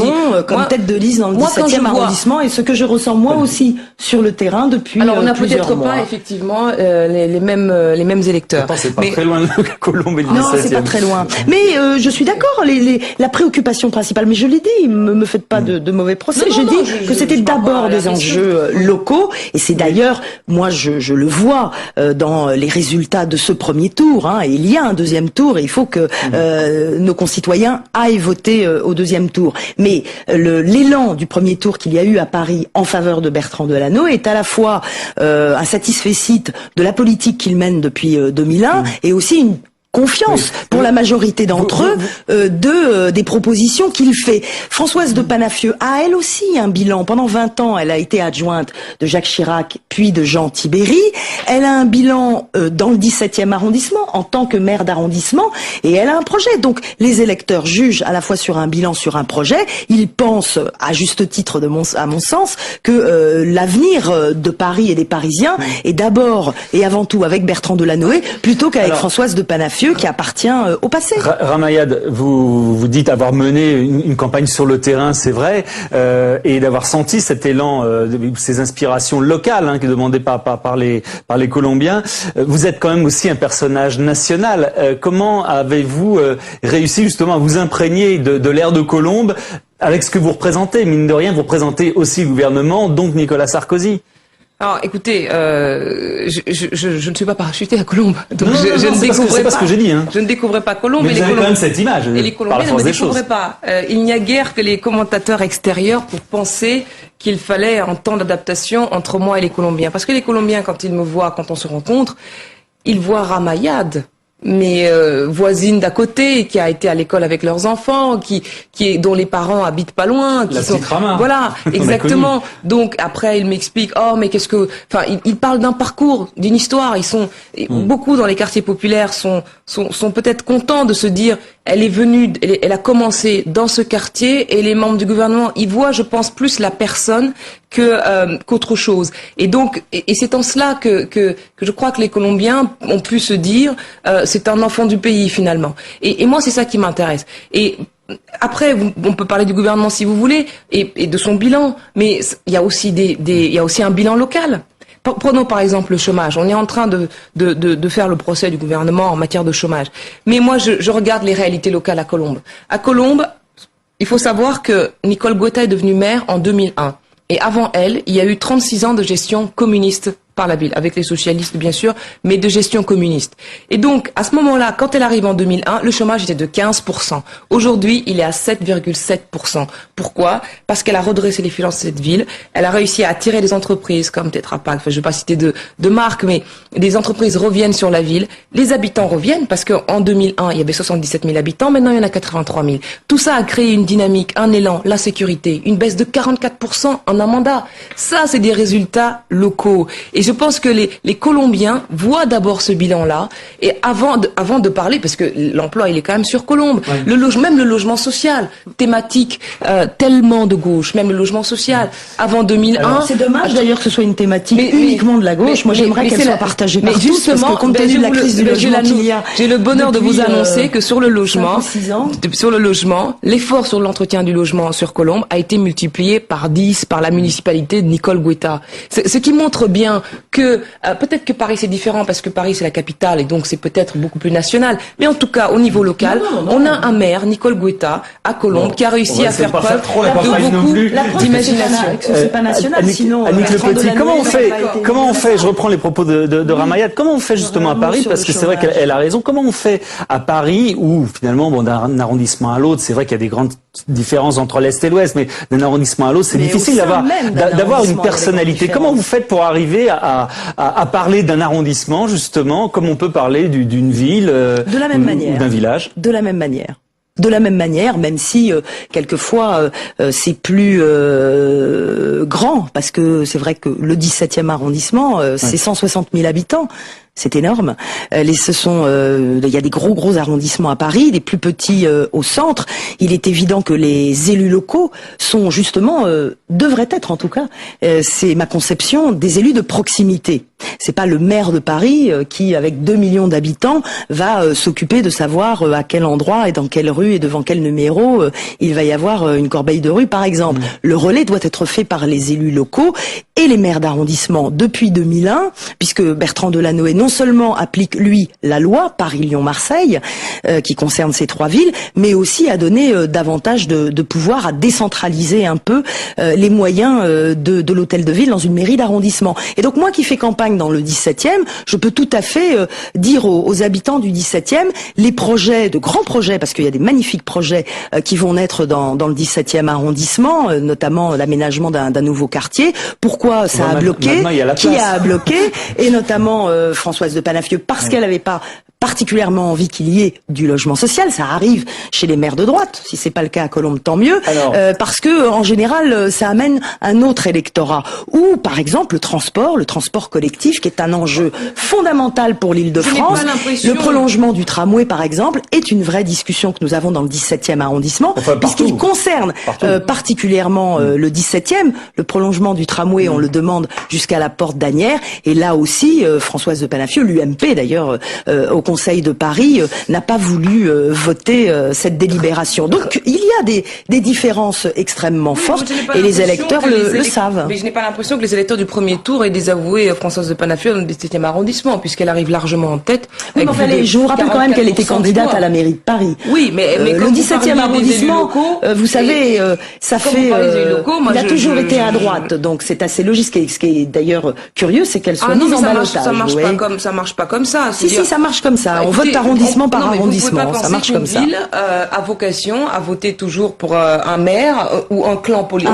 Non, pas du tout. Non. Mais je connais bien l'association. Vous savez, dans le 17e arrondissement, Nicolas Sarkozy a fait plus de 63%. Voilà, je vous donne juste ce chiffre-là pour que vous compreniez ce qui se passe. Ségolène Royal a fait 54%. Mais vous avez raison, comme c'est un enjeu local, ça bouge et j'entends des électeurs de Nicolas Sarkozy qui ne sont pas contents de la gestion locale de Françoise de Panafieux. C'est que chez nous, effectivement, Ségolène Royal avait fait 54%. Il y avait un écart de quasiment 7 points avec Nicolas Sarkozy. D'ailleurs, à Colombes ce soir. Ça devait être drôle d'ailleurs. D'ailleurs, oui, on pourrait en parler. De ne pas soutenir celui qui était président Désir d'avenir. Effectivement. Juste, je vous laisser la parole 1 minute à chacune pour terminer. Qu'est-ce que vous attendez hormis bien sûr d'être élu, j'imagine, mais d'une manière générale, sur ce qu'on a vu au niveau national, qu'est-ce que vous attendez pour ce deuxième tour? La victoire? Oui, la victoire, certes. Mais vous savez, on a parlé de poussée de la gauche. Oui. Est-ce que vous attendez sur le plan national, vous voulez dire? Oui, de manière générale, oui. Ce que j'attends, c'est qu'effectivement, à partir du moment où des maires de gauche reçoivent la confiance d'une majorité d'électeurs, c'est qu'ils puissent d'abord appliquer la politique pour laquelle ils sont élus. C'est d'abord le logement. Bien souvent, sujet particulièrement grave, tendu. Oui, on l'a vu, le logement, la propreté, c'était les premières... oui, ça dépend concernant la propreté, mais je pense au transport, local qui est extrêmement important. Je pense aussi aux écoles, puisque c'est en tout cas les murs des écoles, c'est du domaine et de la compétence des maires. Je pense à l'environnement, parce que quand vous développez une politique de transport public, eh bien vous améliorez aussi l'environnement, les espaces verts. Là, je parle plus pour les villes et les grandes villes que les villages, mais ce que nous attendons, c'est que nous puissions par rapport à une politique locale, essayer de faire en sorte que nos concitoyens, dont une partie d'entre eux ont de plus en plus de mal à boucler les fins de mois, et dont une partie d'entre eux ont cru, d'ailleurs, au moment de la présidentielle, que leur pouvoir d'achat serait augmenté, eh bien, de compenser par une politique publique de qualité de vie qu'ils ne trouvent peut-être pas dans ce que leur propose jusqu'à présent, en tout cas, le gouvernement. Oui, peut-être que Bertrand Delanoë pourrait les aider aussi à avoir cette qualité de vie, de lutter contre le chômage, juste comme ça. Parce que si à Colombes, l'emploi aussi à Paris s'est amélioré. Si à Colombes on arrive à diviser grâce à l'imagination et à l'efficacité de la maire UMP de Colombes, si on arrive à diviser le chômage par 2 à Colombes, pourquoi Bertrand Delanoë ne fait pas pareil, ne n'use pas de la même efficacité au niveau de Parisien? Mais il le fait, c'est trop facile de mettre ça sur le dos du gouvernement. Alors, pour répondre à votre question, moi ce que j'attends de ce second tour, c'est que finalement les Colombiens choisissent la poursuite du changement initié par la municipalité actuelle pour leur bien-être. J'ai du mal à sortir de Colombes quand vous me parlez du plan national. J'ai toujours un temps d'hésitation parce que je suis tellement imprégnée de ce que me disent les Colombiens chaque jour. J'ai tellement envie que le changement se poursuive. Vous allez gouvernement si vous êtes élu? Écoutez, moi je suis pas tête de liste. Non, mais c'est une question. Je serai simple conseillère municipale. Donc, non, c'est juste une question. Voilà. Vous voyez là aucune malice de ma part. Très bien. Écoutez, merci bien. Bonne chance à toutes les deux pour dimanche prochain. On va maintenant revenir sur l'éducation, qui est aussi un sujet clé de ces municipales. On va parler du baccalauréat parce qu'en ce moment, beaucoup de gens le remettent en cause.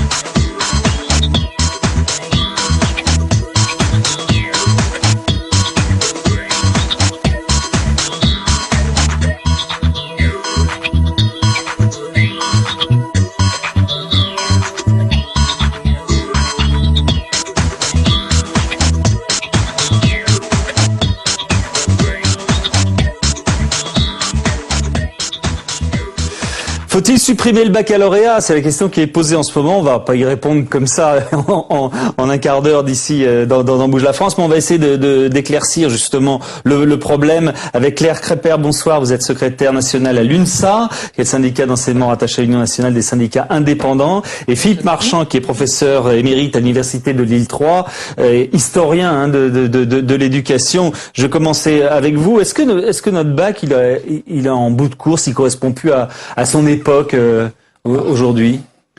Est-ce qu'il est en bout de course? Vous savez, je crois que à toutes les époques depuis qu'il a été créé, c'est-à-dire depuis le 17 mars 1808, pratiquement tous les 10-15 ans, on considérait qu'il était en bout de course et qu'il fallait le réformer, qu'il fallait le transformer. Donc dire qu'il est en bout de course actuellement, à mon avis, ce serait allé un peu vite en besogne. Il faut peut-être le transformer, il faut peut-être l'aménager. L'avenir nous... Ouais. Mais c'est vrai que globalement, il n'a pas beaucoup changé dans la façon de noter depuis toujours. La question qu'on peut se poser légitimement, à mon avis, c'est est-ce qu'on peut aujourd'hui noter comme on le faisait il y a 30, 40, 50 ans Oui, je pense que vous allez un petit peu vite en disant que ça n'a pas changé dans la façon de noter. Il y a des évolutions et des évolutions très régulièrement. Dans les épreuves au baccalauréat, on n'évalue plus tout à fait de la même façon, on n'évalue pas la même chose. Je vais donner un exemple. Il y a une étude qui est sortie aujourd'hui, dans le Figaro, il y avait des notes complètement opposées. Je voudrais finir mon idée. Vous voyez par exemple en mathématiques en terminale au bac S, on évalue maintenant les capacités expérimentales des élèves, de même en physique, de même en SVT, en langue vivante, dans les bacs technologiques, on va maintenant enfin évaluer les compétences orales. Donc on voit bien quand même que ça n'est pas un examen figé, totalement immuable et dont il faudrait déclarer qu'il est à supprimer. Je pense qu'il doit évoluer, ça c'est certain.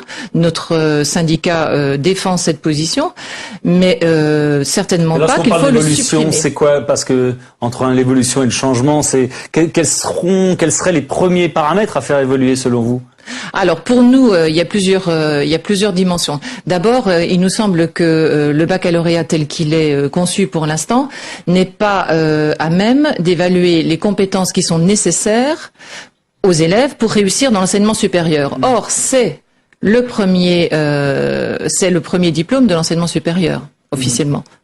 Donc il faut qu'on travaille à une nouvelle conception du baccalauréat qui permette de mieux prédire la réussite dans le supérieur et de mieux préparer nos élèves à la réussite dans le supérieur. Parce qu'un des gros défauts, il nous semble, de ce qui se passe en ce moment au lycée, c'est que l'horizon au lycée, c'est vraiment les épreuves de bac.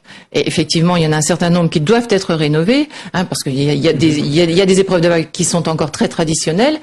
Et qu'on ne prépare pas assez nos élèves à avoir des démarches autonomes, à travailler seuls, etc. Voilà, parce que on le voit. Enfin, je pense qu'on peut, si on se retourne vers le passé, la question qu'on peut se poser, c'est de savoir si justement, il y a 30 ou 40 ans, le bac était entre guillemets plus performant par rapport aux études supérieures. On voit qu'aujourd'hui, il y a des profs d'université qui font des dictées pour voir un petit peu où en sont leurs élèves qui ont eu le bac. Alors, sur cette question de l'orthographe de nos jeunes étudiants, à quelque époque qu'on se place, et je pourrais vous citer X rapports de recteurs qui, dans les années 1880, 1900, 1920, etc., se plaignent du niveau. Le niveau ne cesse de baisser, l'orthographe ne cesse d'être de plus en plus faible. Je crois que maintenant, nous travaillons sur une population qui est beaucoup plus importante.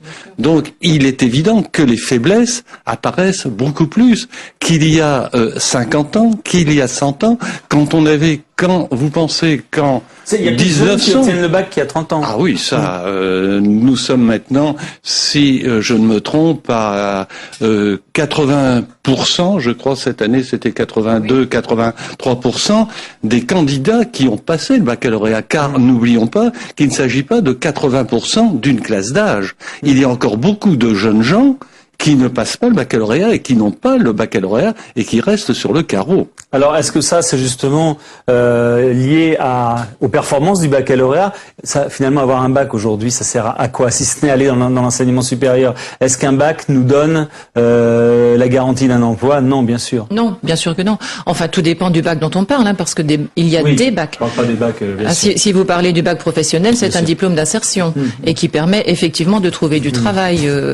Tout à fait, il est tout à fait adapté au monde du travail. Ça n'est pas le cas, par contre, du bac technologique et du bac général, effectivement, qui ne sont pas là du tout pour insérer les jeunes sur le marché du travail, mais au contraire pour les préparer à l'enseignement supérieur, qui peut être un enseignement court ou un enseignement long. Moi, je voudrais un instant parler de l'étude que vous citiez, et qui a donné lieu à et qui a donné lieu à un article. Sur une même copie, on va expliquer quand même. Sur une même copie, il y a des différences de notes qui vont quasiment de 5 à 15, quoi. Alors l'article donc parle de loterie. Et l'étude... c'est sûr que quand vous avez 5, c'est pas pareil que quand vous avez 15. L'étude parle de la loterie des notes au bac. Moi, je voudrais quand même attirer l'attention de nos auditeurs sur le fait que la loterie au bac, c'est quand même une loterie où on gagne au minimum 8 fois sur 10. La preuve, Et je dis au minimum parce que si l'élève repique sa terminale, enfin redouble sa terminale, excusez-moi pour la familiarité, il est quasiment sûr de l'avoir, son baccalauréat. Donc en 4 ans, on est bien au-delà même encore de la réussite 8 fois sur 10. Vous disiez un mot du contrôle continu, parce que c'est ça qui est un petit peu... C'est vrai que vous avez parlé des paramètres à faire évoluer. Est-ce que le contrôle continu, vous pensez que parce que ça, ce serait quand même une révolution, entre guillemets. Est-ce que c'est un bon paramètre à faire évoluer? Je pense personnellement qu'il faut introduire dans cet examen une dose, alors à quel niveau, mais une dose de contrôle continu. Mais je voudrais revenir très rapidement sur ce problème de docimologie, sur ce problème de notation. Nous avons là cet article du Figaro avec un titre que je qualifierais de racoleur. Bien. Mais si le journaliste avait un peu de culture historique, il saurait que déjà en 1926, il y avait une enquête sur la notation et qu'on aurait pu trouver le même titre. Et que pendant le 19e siècle, il y a eu un certain nombre d'enquêtes montrant qu'il y avait des disparités entre les correcteurs. D'où le contrôle continu. Est-ce que, alors on va terminer là-dessus. Est-ce que c'est une bonne chose en 45 secondes? Le contrôle continu ne garantit pas que les notes seront plus fiables. Ça ne résout pas le problème de la fiabilité des notes. Le contrôle continu. Alors, plutôt, je vais poser le problème à l'envers. Nous ne pensons pas au SEUNSA que toutes les disciplines doivent donner lieu à une épreuve terminale nationale. Avec toute la lourdeur qu'on connaît de ce dispositif, avec tout ce que ça prend aussi comme temps sur l'année scolaire au mois de juin.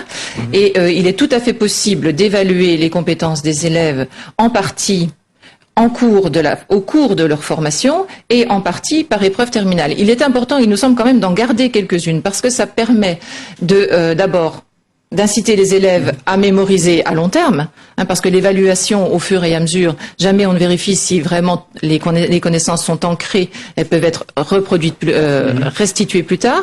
Et puis ça garantit aussi un niveau national d'exigence. Et je crois que ça c'est important pour le bac. Il ne faudrait pas que le bac devienne un bac maison. Très bien. Juste avant de terminer, je vais préciser que vous organisez un colloque, c'est ça, en mai, le 14, 15, 16 mai 2008 sur le baccalauréat et en particulier son rapport à l'exception française par rapport aux pratiques européennes. Et ce sera à Lille. À Lille. Très bien. Voilà, comme ça, c'est annoncé. Vous pouvez rester avec nous. On va très vite faire regarder une des journaux de demain avant le dernier coup de fil. Voilà, on est là. On y arrive.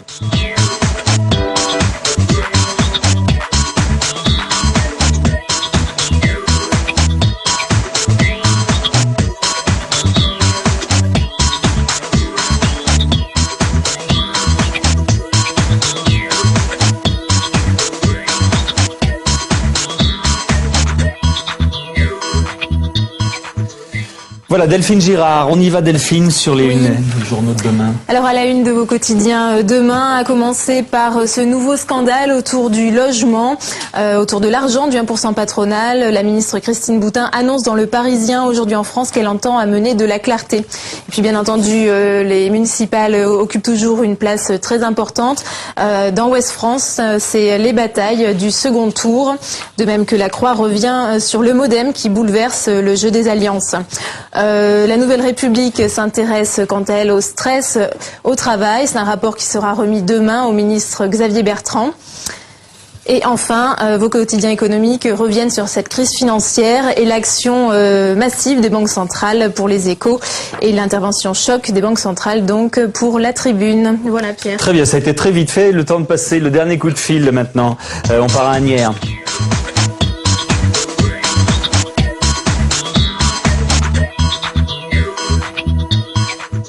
Voilà, avec Manuel Eschliman, le maire, député maire d'Asnières qui se représente. Bonsoir Manuel Eschliman. Bonsoir. Alors, on vous appelle vous parce que parmi les multiples particularités de ces municipales, on a vu avec les alliances qui sont quand même extrêmement bizarres un petit peu partout en France. Alors, vous êtes aussi dans un cas un petit peu à part. Vous êtes arrivé largement en tête avec près de 42% au premier tour. Vous êtes en ballottage avec plusieurs candidats. Le MoDem qui a fait 12,5, la liste Fischer d'hiver droite qui fait 12,5 et la liste PS qui fait 33. Et la particularité, c'est que au deuxième tour, si on a bien compris, tout le monde se ligue contre vous, c'est ça? Oui, c'est tout à fait ça.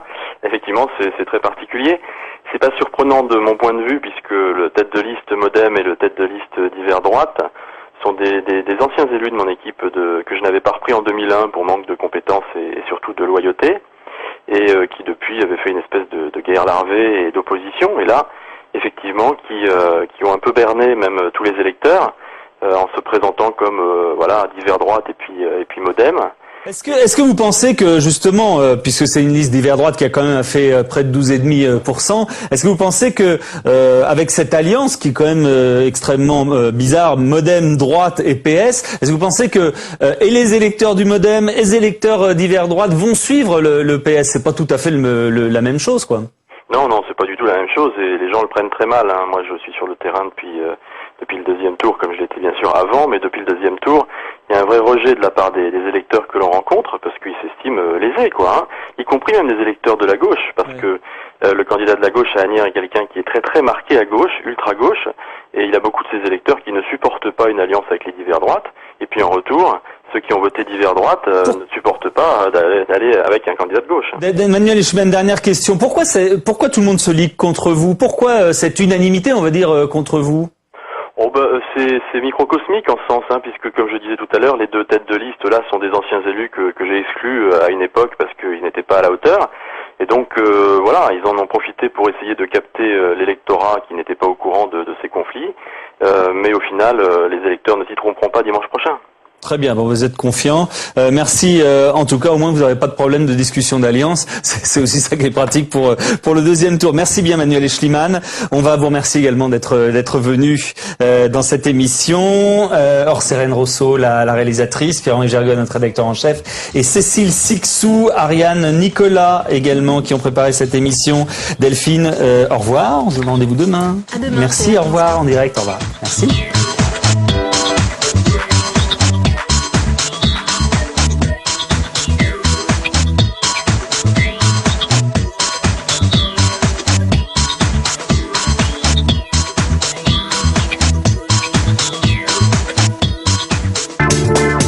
Vous souhaitez réagir à cette émission, poser des questions, débattre, regarder en accès gratuit et illimité la chaîne en temps réel ou les programmes en VOD? Rendez-vous sur www.publicsena.fr.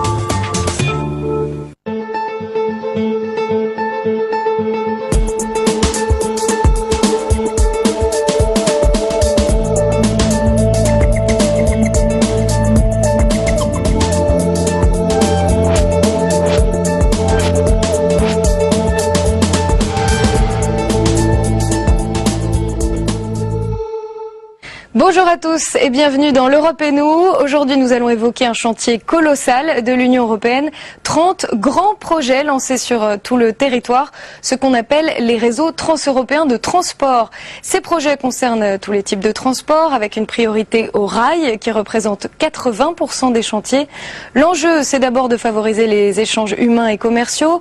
On pense tout de suite à l'Eurostar ou au Thalys.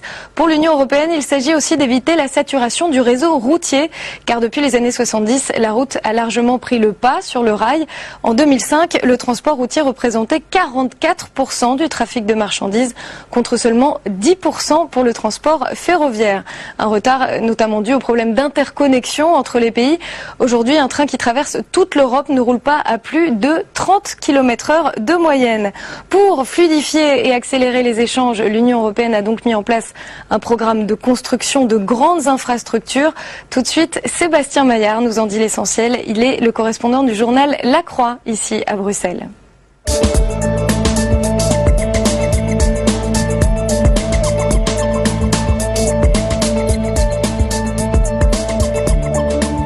Les réseaux de transport ont longtemps été exclusivement nationaux, avec des normes, notamment dans les chemins de fer, on le voit, de gabarit, de signalisation ou même d'écart de rail propres à chaque pays. On comprend bien là alors toute la difficulté qu'il y a à lever ces barrières techniques, à rendre les réseaux interconnectés, interopérables. Pour y arriver, on a identifié 30 projets prioritaires. Au total, on estime à 300 milliards d'euros d'investissement nécessaires à ces infrastructures sur la période 2007-2013. Ce n'est bien sûr pas l'Europe qui finance elle-même tout cela directement. Elle cofinance en fait 10, 20, jusqu'à 30% de la construction. Et plutôt que saupoudrer ces crédits sur les 27 États membres, elle s'est surtout focalisée sur des axes transfrontaliers stratégiques du type Lyon-Turin.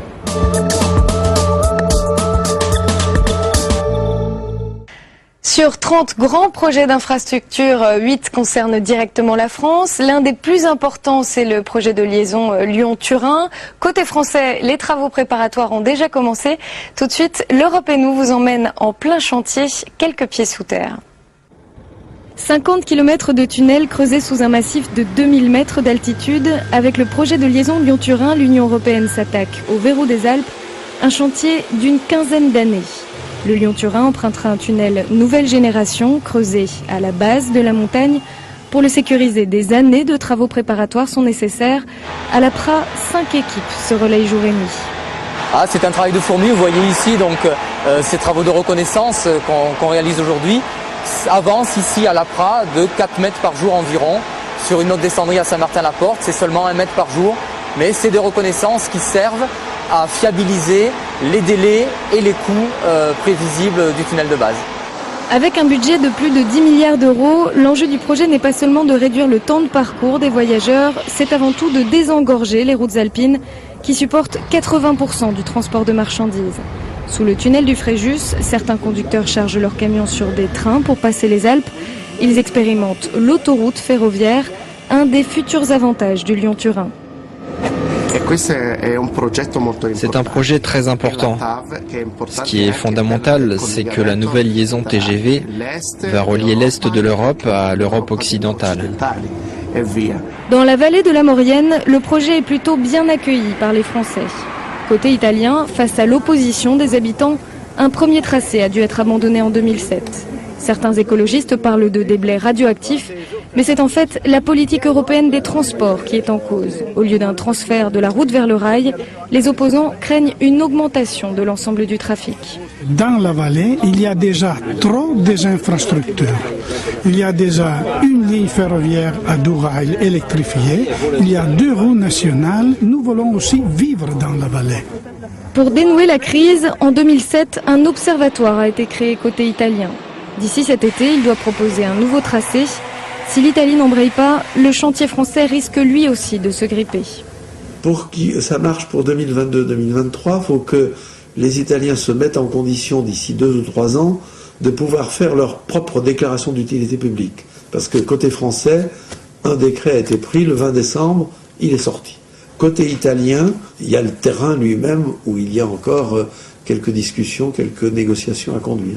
Ce que craignent les Italiens, c'est aussi que le coût du projet ne retombe trop lourdement sur leurs épaules. Jusqu'à présent, l'Europe a financé 38% des travaux, mais d'ici 2022, rien n'est encore fixé, ni le budget total, ni la part prise en charge par l'Union européenne. Jacques Barrot, bonjour. Bonjour. Vous êtes vice-président de la Commission européenne en charge des transports. Oui. Comment est-ce que la Commission a désigné ces Alors, priorités ? nous avons 30 projets qui ont été désignés par le Conseil européen, et puis là, nous avons eu effectivement des demandes de financement pour la période 2007-2013, et nous avons en effet privilégié ce qui est transfrontalier. Dans tous ces cas-là, qu'est-ce que nous voulons faire? Nous voulons permettre au marché intérieur de fonctionner sans qu'il y ait des camions partout, des autoroutes congestionnées. Alors construire de nouvelles lignes ferroviaires, est-ce que ça va suffire à attirer les marchandises justement à faire un transfert Sur la longue distance, évidemment, aujourd'hui, il est difficile pour le ferroviaire de prendre des parts de marché parce que le train s'arrête aux frontières, parce qu'il doit changer très souvent de mode de signalisation, de contrôle de la vitesse. Demain, avec ces grands corridors qui permettront aux trains de ne jamais s'arrêter, on pourra assurer une desserte longue distance infiniment plus efficace. Alors ces grands chantiers s'étalent sur 10, 20, parfois 30 ans. Bien sûr. Est-ce que vous êtes satisfait du rythme auquel avance l'ensemble de ces chantiers ? Nous regrettons bien sûr que le Conseil européen n'ait pas choisi pour ces réseaux transeuropéens un budget plus significatif. Il aurait fallu au moins 20 milliards, là où nous en avons 6. Cette question du financement préoccupe beaucoup les acteurs de terrain. Tout de suite, je vous propose d'écouter la question de François Lépine, président de LTF, Lyon-Turin Ferroviaire. Pour le promoteur qui succédera à LTF, une seule question importante se pose. Comment pourra-t-on lui garantir qu'au-delà de la période 2007-2013, il aura 30% de subvention de l'Union européenne? Bien, la réponse, c'est que le Conseil européen ayant décidé de créer ce grand axe, ce grand corridor ferroviaire de Lyon qui conduira de Lyon à Budapest, je ne vois pas comment on pourrait arrêter les travaux. Il faudra simplement que les gouvernements soient bien vraiment conscient des besoins financiers nécessaires pour, au-delà de 2013, continuer le chantier de ce grand corridor. Et je vous l'annonce, au mois de mai, nous réunirons avec le président slovène les ministres des Transports pour faire le point, et ce sera une très bonne occasion de voir quels sont les besoins à venir pour réaliser ces corridors. Dans la vallée de la Suze, nous sommes allés à la rencontre des opposants italiens au projet de liaison Lyon-Turin. Tout de suite, je vous propose d'écouter la question d'un de ces militants italiens. Monsieur Barrot, est-ce que vous tenez en compte l'opposition populaire dans les grands projets de transport en Europe? J'observe que le gouvernement italien, pour ce qui concerne le Val de Suse, a nommé un médiateur qui a tenu compte de l'avis des populations locales et qui a en effet modifié le tracé. Il y a quand même des procédures normalement de consultation. Alors qu'il faille à certains moments les prolonger pour bien tenir compte des populations, certainement. Mais j'observe quand même que les montagnards concernés vont aussi avoir une chance, c'est de ne plus se voir envahis par des camions. Alors pour les réseaux transeuropéens de transport, quel est votre objectif pour les 30 ans à venir? Il faut maintenant que ces grands corridors se mettent en place. Pourquoi? Parce que on s'apercevra que, par exemple, pour faire Paris-Munich, on n'a pas besoin systématiquement de prendre l'avion, on peut voyager en train, ce qui est beaucoup plus économe en énergie et ce qui surtout permettra, à mon avis, de lutter efficacement contre le réchauffement climatique. Je vous rappelle quand même qu'au début du siècle dernier, du XXe siècle, il y a eu quand même en Europe un immense effort pour construire des lignes de chemin de fer. Je pense qu'il faut penser à nos enfants et à nos petits-enfants et il faut investir dans les infrastructures si on veut vraiment que l'Europe tienne sa place dans le monde et donne à ses citoyens à venir des conditions de vie agréables. Jacques Barrot, je vous remercie. C'est la fin de cette émission. Si vous voulez en savoir plus sur les réseaux transeuropéens de transport, vous pouvez aller sur le site de la Commission européenne en charge des transports. Vous pouvez retrouver cette émission sur Internet, publicsena.fr. À très bientôt pour un nouveau numéro de l'Europe et nous.